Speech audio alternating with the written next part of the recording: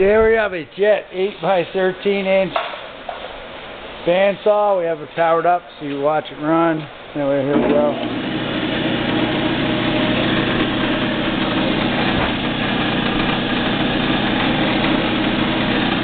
There's a V-stop that operates correctly. Do it again. Check the coolant pump. It operates. It's hydraulic down speed, automatic, adjustable as the head goes down. Shut the unit off. There's a small dent on the front panel right here. It's pushed in.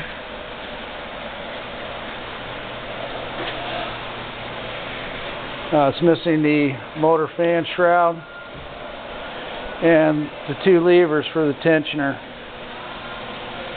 Small dent right here on the chip pan. Small dent down there on the coolant tray. Check the coolant pump, it operates. Overall, it's in real good condition.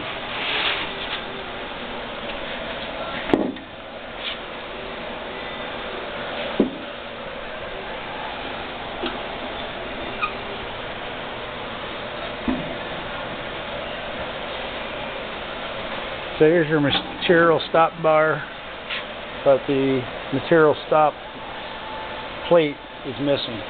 Includes an instruction manual and parts manual.